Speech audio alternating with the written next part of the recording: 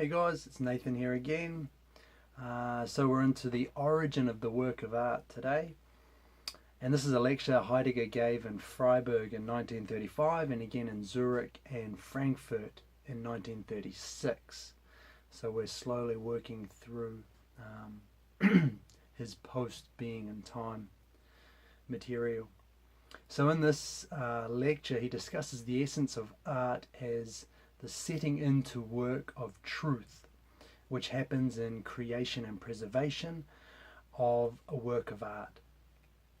And he talks about the work of art, the being of the work of art, its work being, he calls it, as the instigation of strife between world and earth. So we'll start with the origin of the art. Heidegger calls the artwork, he calls it work all the way through this lecture, rather than the work of art or artwork. So I'll do the same. Every time I talk about work, that's what we're talking about here, is artwork or a work of art. So he talks about the origin of the work of art, and he says obviously the artist is the origin of work, the work, but also the work is also the origin of the artist, because without the work then there's no artist either, right? So there is kind of a circle there that right from the beginning. And but he says both of these, the artist and the work, both have their origin in art itself. So this gives him a question. This leads to the first question: what is art?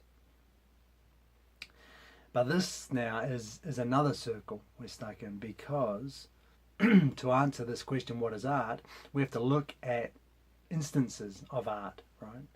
We have to look at works of art. But in order to know what works are art, what works qualify as art, then we have to have a definition of art in the first place. So it seems like there's this circle we can never get out of, a vicious circle. But like everything in Heidegger, this is not a problem for him. This circle is as far as logic is concerned, it's a dead end, right? We can't possibly get out of this. If you want to know what art is, you have to look at instances of art. But in order to look at instances of art, you have to know what art is. So this logic, as a logical problem, it's insoluble. It's a dead end. But Heidegger says this doesn't represent a going astray, although it does represent a going astray in terms of logic. There's nowhere to go from here. Rather, for him, he thinks this is a going beyond logic. So we're moving beyond logic. And he says, quote, "We are compelled to follow the circle." This is it's never a bad thing for Heidegger to be in a circle. In fact, to be in a circle is just what it is to be human. And we talked about this a long, long time ago in Being and Time. Right at the beginning of Being and Time, he talks about a vicious circle and how they're not really vicious, they're inevitable. They just come with the territory when you're dealing with Dasein and existence and being. So anyway, we've got this question, what is art? I'll call that question 1. And in order to answer that, he asks, what is the work? And I'll call that question 2. And then he says, well, all things, all art, all work has a thingly character. They're all things, right? Works of art are all things, so they have a thingly character. So this leads to question 3, what is the thing? And that's where Heidegger will start. We'll start our investigation from there. So is it all beings? Can we look at all beings with this? All things. We can, but that's a little bit too broad. So he talks about God. God is a thing, is a being, but we're not interested in that. Humans also are beings, things, but that doesn't get at, well, there's too much there.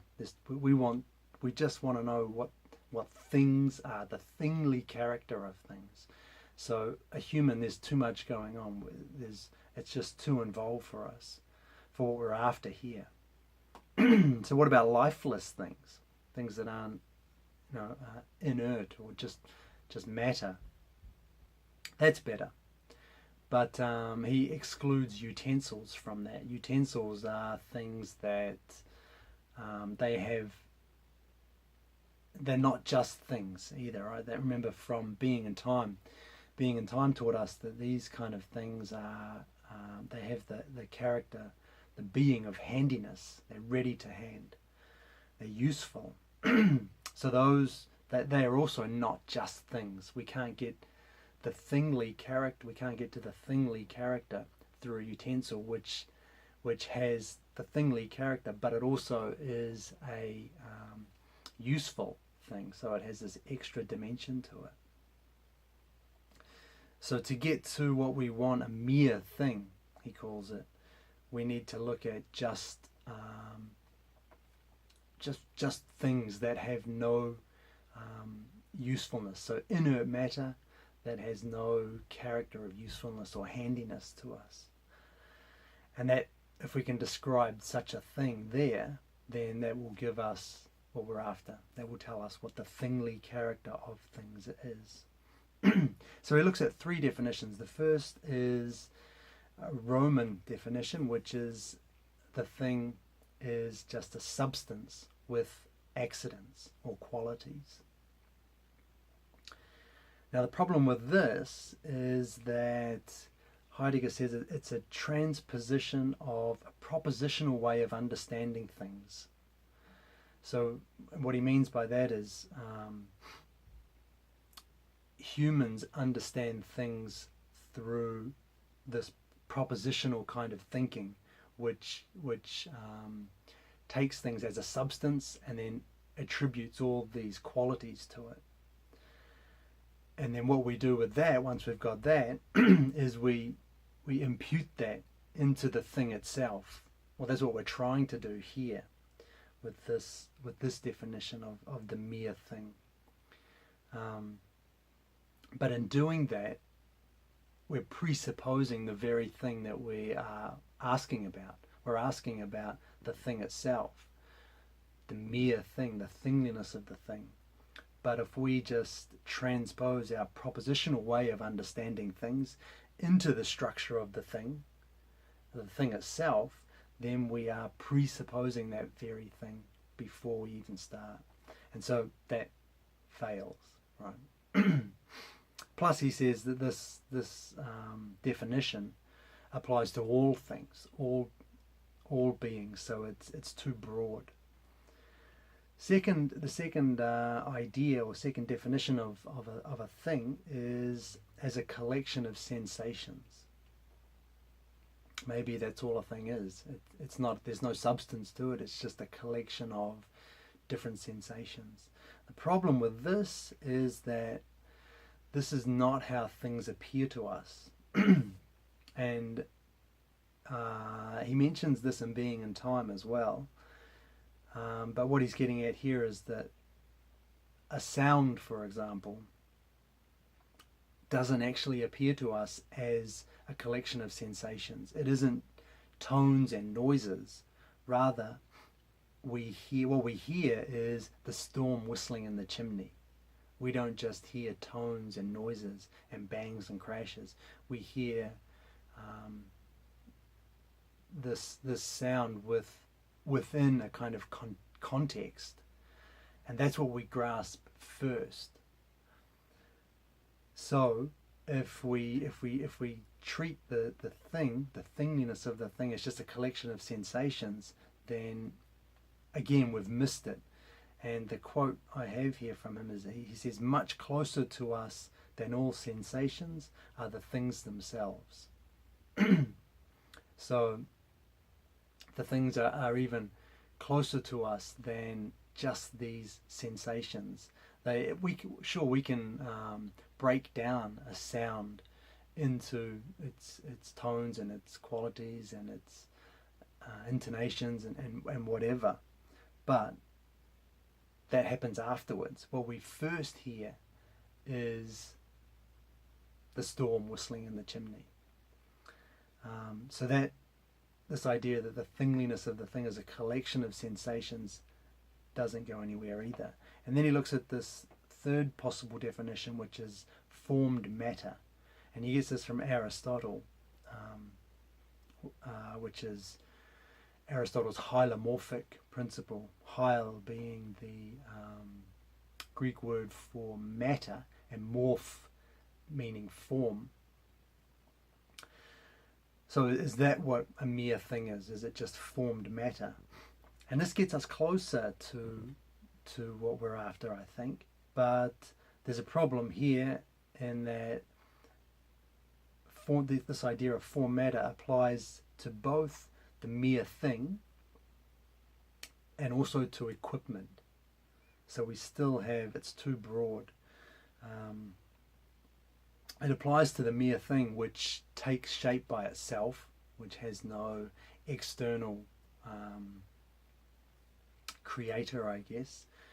And it also applies to equipment, which does, however, get its shape from an external source, us, usually.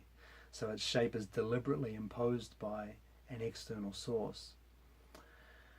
And in fact, Heidegger says that formed matter actually applies more to equipment than to the thing. So it's a better definition of equipment than thing.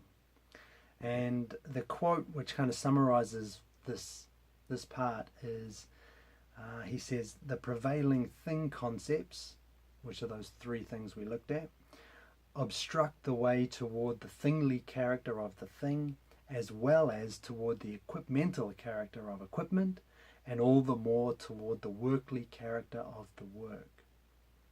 And this is because, generally speaking, they all force the thing into a preconceived framework. Instead of letting the being reveal its capital B being itself to us, we dictate its capital B being to it.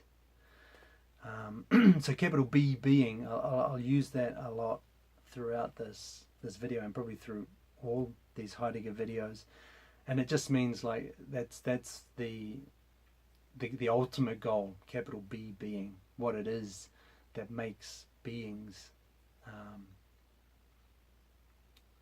how it is that beings exist. So it's beings, small b beings is things themselves, entities, and this capital B being is what it is that allows these beings to exist as beings. So they forced the thing into this preconceived framework, and we don't actually get to the being of these beings. But so then, having gone down that path, Heidegger wonders about this equipment. Can we get somewhere by thinking about equipment? And he notes that equipment is halfway between the thing and work. It's self-contained, like the mere thing, but it's also produced by the human hand, like the artwork. So it has elements of both. So this might give us we might be able to get some traction through this idea.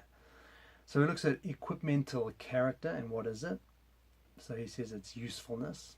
This is pretty much straight out of Being and Time. Equipmental character is usefulness, and its essential being is reliability. And I don't think we've seen that before. So he's adding that.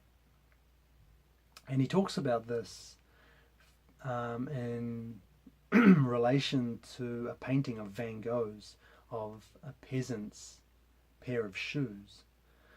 And in describing the painting, he gives a fairly poetic and kind of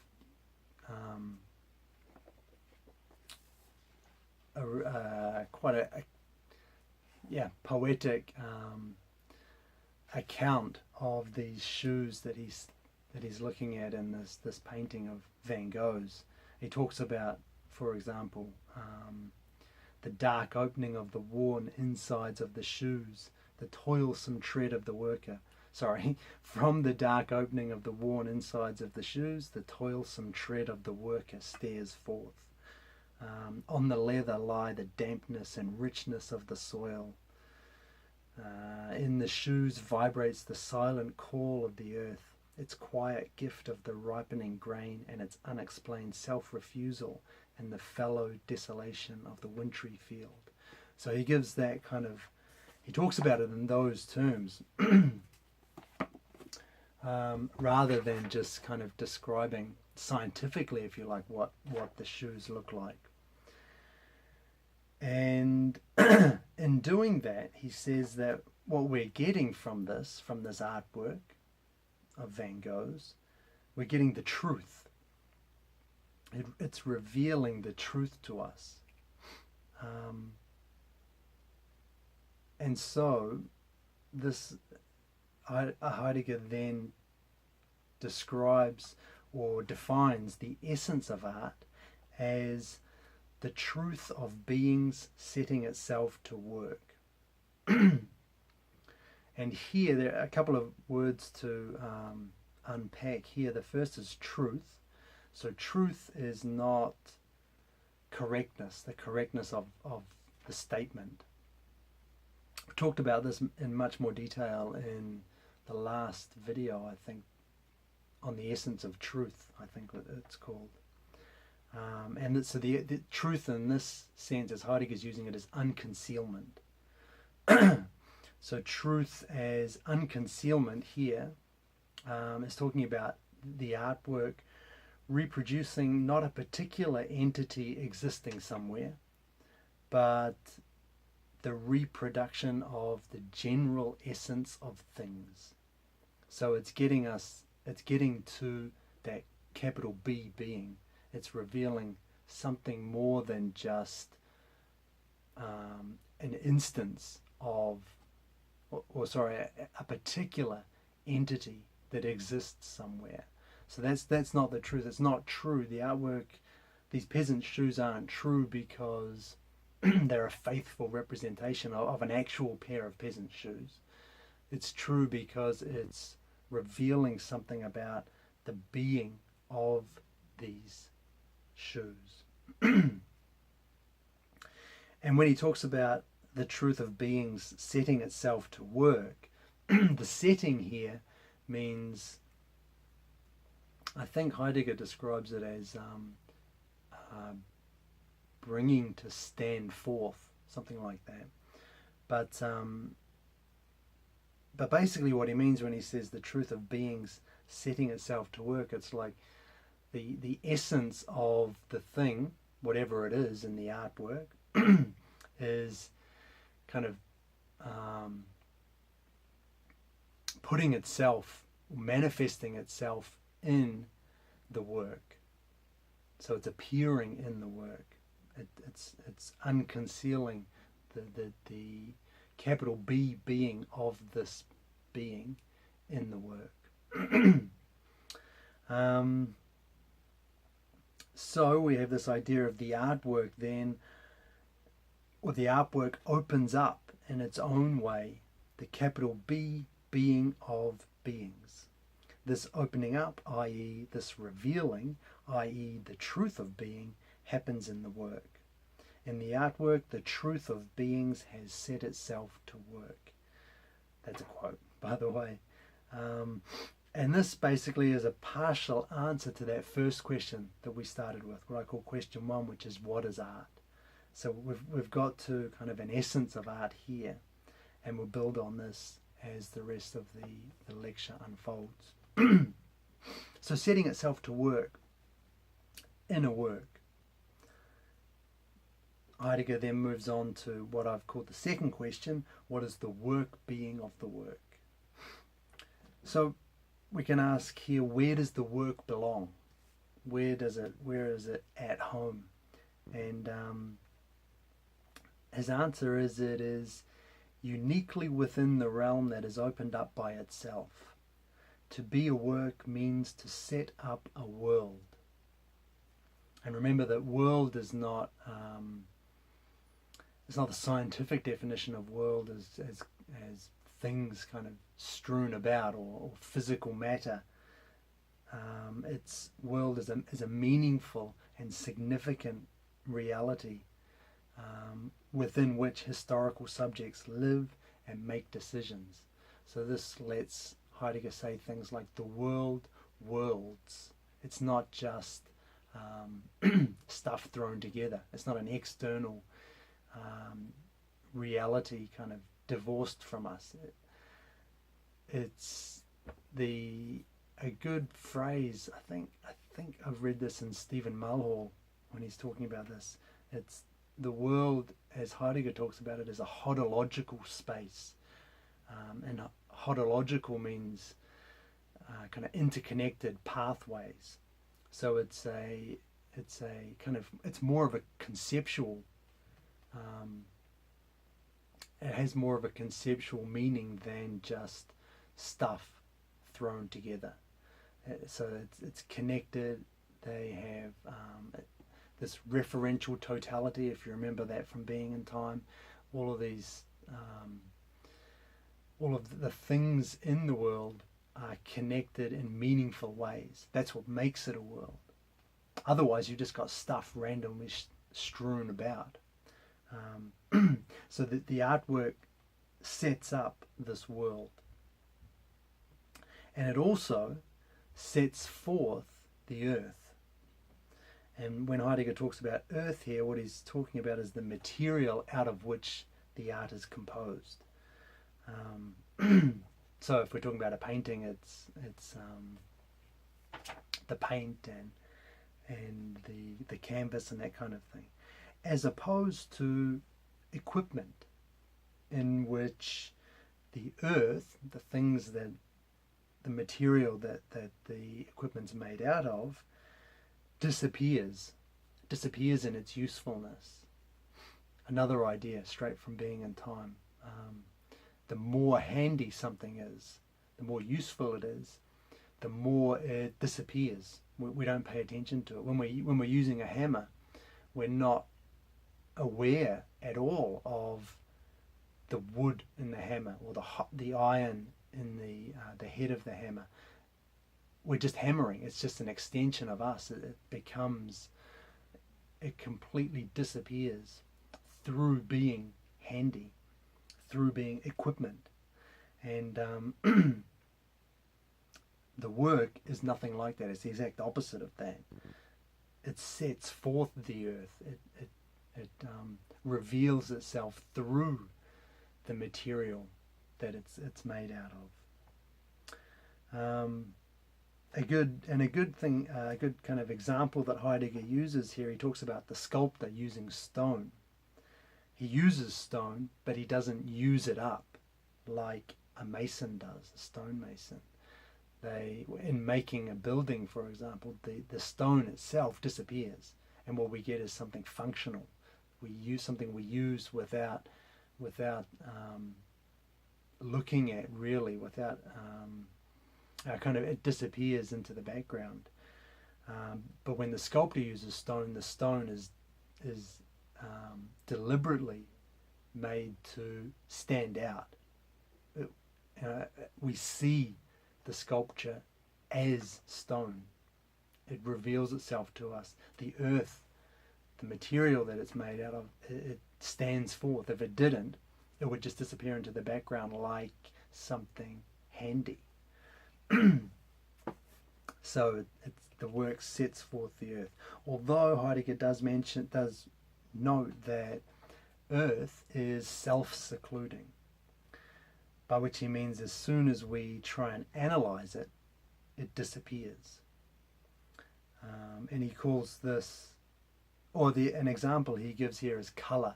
As soon as we try and analyze colour in any detail, say breaking it down into its wavelengths, for example, then it disappears. Colour then disappears. So, the quote I have here from him is, "Earth thus shatters every attempt to penetrate it." So it has the self-secluding dimension to it, but nevertheless work sets forth the earth. So we've got those two features which are characteristic of work, right, which is setting up of a world and the setting forth of the earth. Two features in the work being of the work. So what is the relation between these two elements, the setting up of the world and the setting forth of the earth? So the earth as a sheltering and a concealing, and the world as a self-opening, are opposites. They're engaged in this in differing kind of directions, and they coexist in the work as strife. And this is Heidegger talks a lot about strife actually in the works that we're looking at the moment, and this is kind of his Heraclitean background coming forth. So they coexist as strife, but he doesn't view strife as discord or something to be fixed or avoided. And the reason is, and I'll quote this, the opponents raise each other into the self-assertion of their essential natures. Each opponent carries the other beyond itself. So it's through strife that the two elements in the work, earth and world, they reveal themselves to us. So the work being of the work of art then is, quote, the instigation of strife between world and earth. So that's a partial answer to the second question we had, what is the work? So we've looked at, we had this idea, the essence of art is the truth of beings setting itself to work. We've looked at what it means to set itself to work, those two things, setting up of a world and setting forth of earth. What about the truth part of that then, of that essence? What does this mean? How does this happen in the strife? So here Heidegger talks about truth, and he covers truth in pretty much the same way that he covered it on the essence of truth, so I won't repeat all of that again, but there is one difference when it comes to what is concealed, and this he adds something different here. So he says that in the midst of beings as a whole, a clearing appears. We talked about this on the essence of truth as an open region appearing. So that's cool. And this is where beings appear to us. Still cool. However, then he goes on to talk about a double concealment. Now, if you remember on the essence of truth, we also talked about a double concealment. Initially, beings as a whole were concealed in order to reveal individual beings. And then the fact that beings as a whole had been concealed was then concealed. There was this extra layer. Heidegger called it the mystery, the one mystery. And so that was what concealment was on the essence of truth. But now he talks about a different double concealment here. He says this concealment occurs when beings refuse us. And this, by this he means when we can only say they are, when we can't give any more information about them, when all we can say is that they exist. That's beings refusing us. There's a concealment there. And the other concealment is when they dissemble, when they appear as something that they're not. That's another concealment that happens in the midst of this unconcealing. But like on the essence of truth, this double concealment necessarily belongs to unconcealment. And then we get the idea that truth is untruth, by which he means it always necessarily contains the possibility of untruth. And this idea of the strife between truth and untruth seems to be a parallel to the strife in work being between earth and the world, where earth is the self-secluding force, and world is a self-opening force. So there's kind of a parallel that comes forward there. And Heidegger then goes on, then asks, so we have this strife. How does this strife happen in truth, though? And he says his answer here is there are actually many ways that we get this, many ways we see this, and one of those ways is in the work being of the work. The quote here is, he says, setting up a world and setting forth the earth, the work is the instigation of the strife in which the unconcealment of beings as a whole, or truth, is one. Beauty is one way in which truth essentially occurs as unconcealment.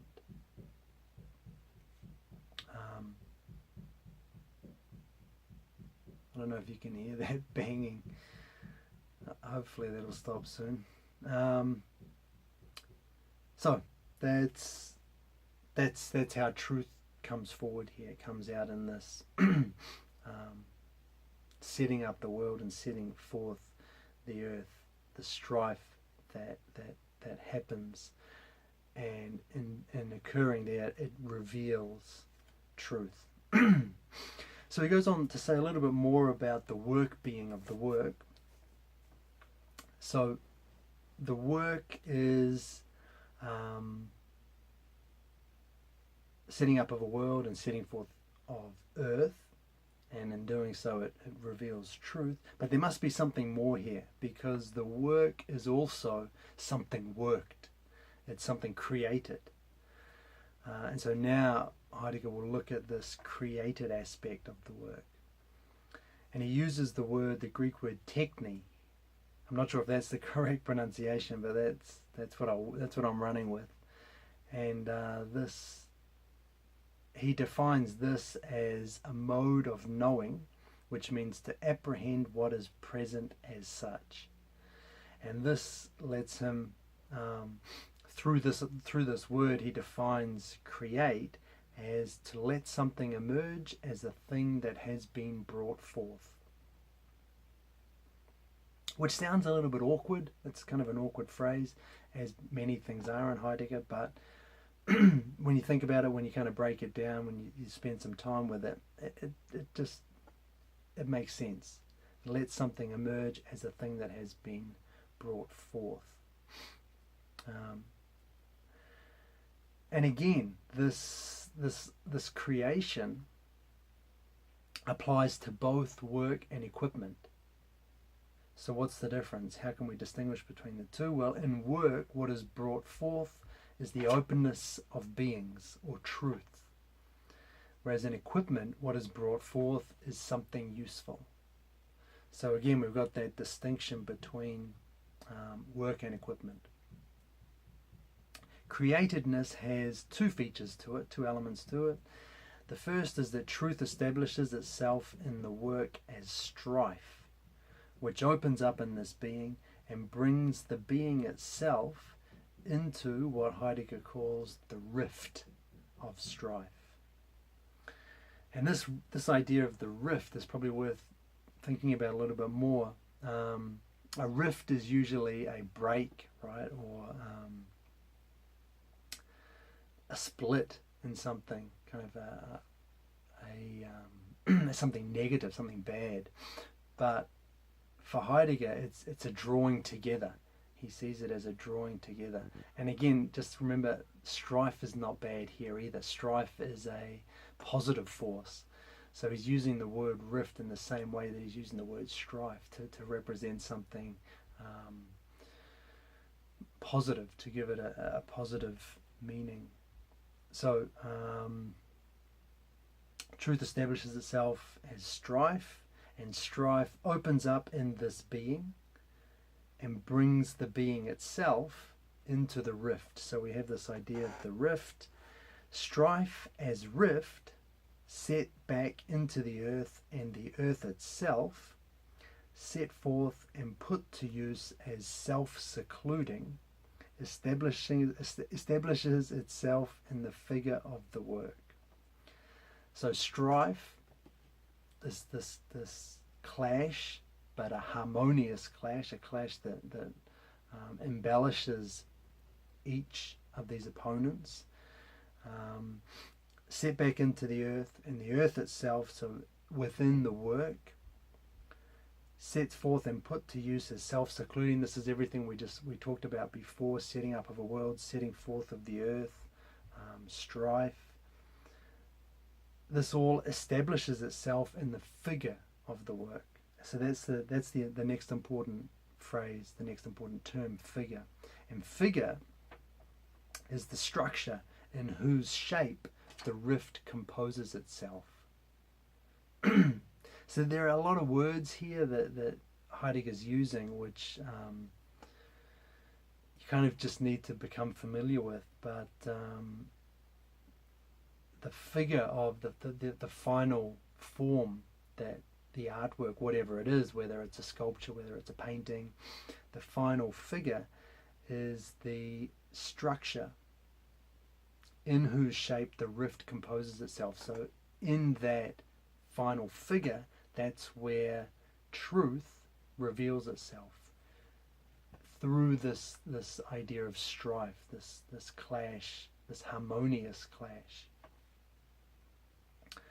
So that's the first feature of createdness, truth establishing itself in the work as strife, and the idea of the rift. And the second feature is that the work is created, so its createdness is a part of the created work. Which sounds a little bit odd, but the idea here is that it's highlighting that unconcealment of a being has happened here. And that's, again, there's the difference here. It's clearer if you think about the contrast with equipment. Equipment, it disappears. The better that equipment has been made, the more the better it functions, the more it will disappear into the background, just become an extension of the task, the project, whatever it is you're doing. Art, on the other hand, the work, is deliberately created so that it appears created, so that it appears as something that stands out, and that we look at it and we grasp something straight away. It doesn't fade into the background. It doesn't become part of the context of the referential totality. It leaps out at us and presents itself as something created, telling us, unconcealment of a being is going on here. Pay attention. So those two elements feature in the idea of createdness. And there's another aspect to the work being of the work. It requires preservation. And what Heidegger's talking about here is not someone not a museum curator, for instance, someone who looks after work, works of art, and preserves them so that we can look at them. When he talks about preservation, he's talking about the capacity of these things to he's talking about when we ourselves stand back from our ordinary everyday modes of existence, quote, to stay within the truth that is happening in the work. So we preserve the work when we engage with it as work, when we let its truth, the truth that is being revealed, when we let it reveal itself to us, we preserve it. And that's what Heidegger's talking about when he's talking about preservation. So finally, just as a work cannot be without being created, so what is created cannot itself come into being without those who preserve it. And this is kind of our full answer to the second question. Second question, what is the work? It's a created preservation of the truth, which manifests in the instigation of strife between world and earth, something like that. So that's what the work is. Truth revealing itself in this form, this instigation of strife between world and earth, in a work which is created and preserved. I just said exactly the same thing in two different ways. Anyway, so we're coming to the end here, but he goes on to say here that attempting to uncover the work as a mere thing, that was what I called the third question, has turned out to be meaningless. It's turned out to have been a dead end. Instead of a thingly element, the work has an earthly character, and that's what we saw in it. And what this basically means is it brings forth truth, and truth can only unfold in a particular being, and that's the earthly element. So, question 3, what is the thing? We didn't get to that here. Heidegger will address that later in another lecture, which we will probably look at as well at some stage, somewhere down the line. So back to question 1 then. What is art? We still haven't fully fleshed that out yet. The quote, I'll quote Heidegger here. Thus, art is the creative preserving of truth in the work. Art then is a becoming and happening of truth. Truth is never gathered from things at hand, never from the ordinary. Truth as the clearing and concealing of beings happens in being composed.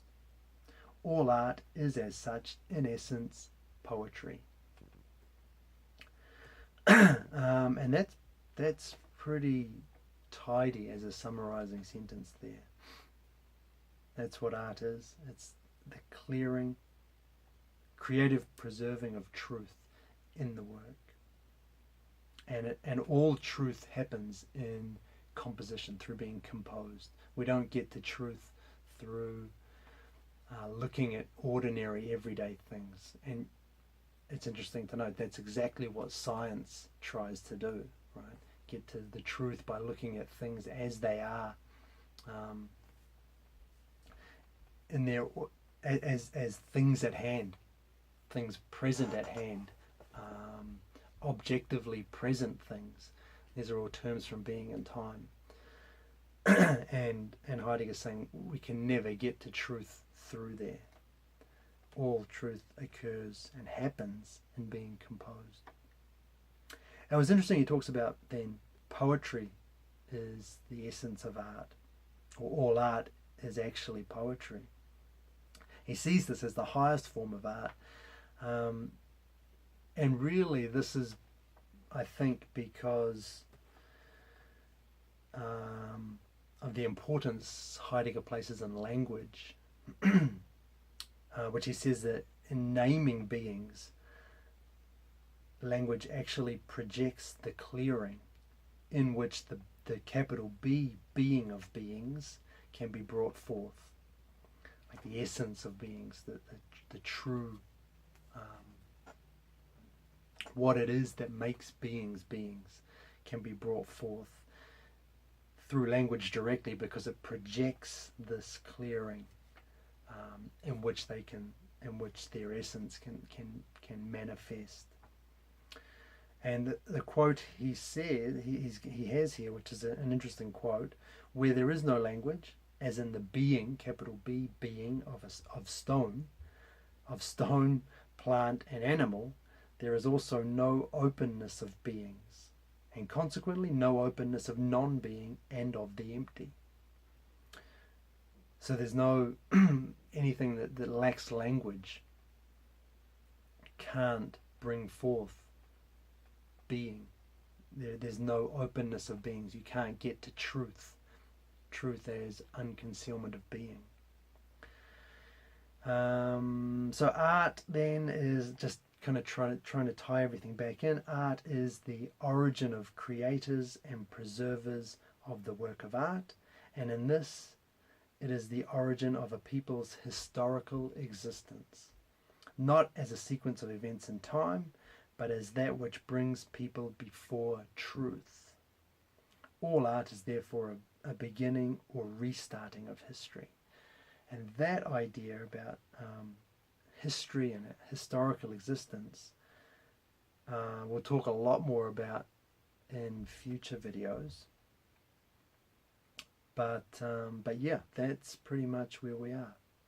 Art is the origin of the creators and preservers of the work of art, and we've talked about what art is, what the work is. We haven't got into the thing, what the thing is, and we'll get to that later. Okay, it's done, I'm done. Let me stop there. So that's the origin of the work of art. Hopefully this is interesting stuff. I think it's really good. I'm not really into aesthetics, the philosophy of art, but this is interesting stuff, and it all ties in quite neatly to Heidegger's kind of grand project, I guess. So anyway, until next time, thanks for listening. I hope this helped, and I'll see you whenever I get around to making another video. I think we'll be looking at mathematics in the next video. Anyway, thanks again for listening, and see you next time.